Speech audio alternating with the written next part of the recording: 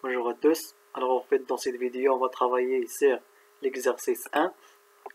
Alors ce qui est demandé c'est de créer un programme qui détermine la valeur la plus grande, c'est-à-dire le maximum, et la petite valeur, ça veut dire le minimum. Alors dans un tableau d'entier comptable, alors afficher une suite la valeur et la position du maximum et du minimum. Alors de plus, après la détermination du max et min, alors on va déterminer aussi leur position. Alors si le tableau contient plusieurs minima ou maxima, alors le programme retiendra la position du premier max ou bien min rencontré. D'accord, alors c'est ça en fait le programme que je viens de réaliser. Alors ici, comme vous voyez la déclaration de notre tableau, ici la dimension, c'est l'indice courant pour parcourir les éléments de notre tableau. Alors ici nous avons Imax, ça veut dire l'indice de notre mine, et le mine lui-même, d'accord. Alors ici la valeur de notre mine, et Imin ça veut dire la position de notre mine, d'accord. Et la même chose, Imax la position de notre max, et max c'est la valeur, d'accord. Alors ici la saisie des données, alors j'ai déjà expliqué cette partie. Alors nous avons la répété plusieurs fois. Même ici pour l'entrée de chaque élément de tableau. Alors ici en fait c'est pour la dimension. Et ici pour les éléments du tableau. Alors ici il n'y a que l'affichage des éléments. D'accord. Alors maintenant on va passer à la recherche de notre max et notre min. D'accord. Alors tout d'abord ce qu'on va faire, on doit initialiser Imax, ça veut dire parce qu'on suppose en fait que la position de notre max se trouve de la première case. Alors est égal à 0. De min et min est égal à 0.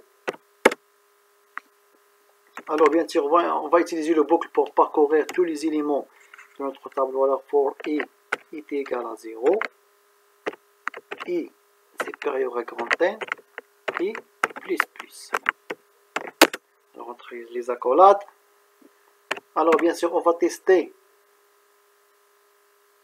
on va comparer en fait le max. On va supposer comme j'ai dit que le max se trouve dans la première case de tableau, d'accord. Alors if grand A de i, alors supérieur à grand A de i max.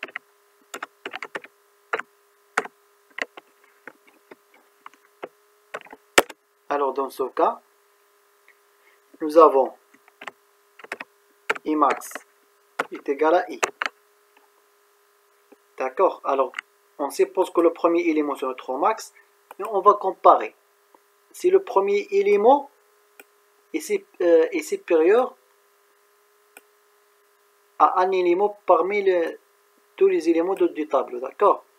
Alors Imax est égal à 0. Et on va comparer tous les éléments du tableau avec le premier élément. S'il est supérieur, alors la position de Imax est égale à i. C'est ça en fait la position. Concernant la valeur, alors max est égal à quoi? Est égal à a de Imax. CTRL C, CTRL V. Point virgule. D'accord. Alors la même chose pour déterminer la position des min. CTRL C, CTRL V. Ici, au lieu de supérieur, on va mettre inférieur. Ici, de Imax, c'est le min. Et de min, c'est le min. Ici, la valeur minimum. D'accord. Alors, c'est ça en fait le programme qui va nous permettre de déterminer le max et le min ainsi que leur position. Alors, comme vous voyez ici, la position de notre min est égale à Imin. La position de max est égale à Imax. Et la valeur Ici, la valeur de notre min est égale à min et la valeur de notre max est égale à max. Alors, on va exécuter notre programme. Alors, par exemple, on va entrer 5 éléments. Par exemple, le premier, c'est 3. 0, on va le considérer, c'est notre min, d'accord. 7, 4 et 9. Alors voilà, comme vous voyez, c'est ça notre tableau. Le min est égal, le minimum est égal à 4. Ah, pardon, ici supérieur est égal à 0.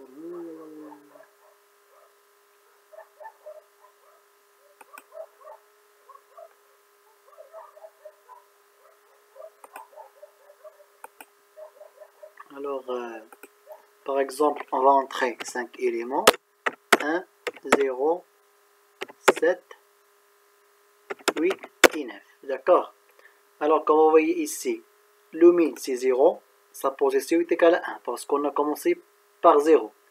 D'accord, c'est ça la position 1 et la valeur c'est 0. Et la valeur maximum c'est 9 et la position du max est égale à 4 parce que nous avons 5 éléments et on a commencé par 0. D'accord, alors c'est ça en fait le min et le max ainsi que leur position. Alors j'espère que la vidéo est bien utile et merci.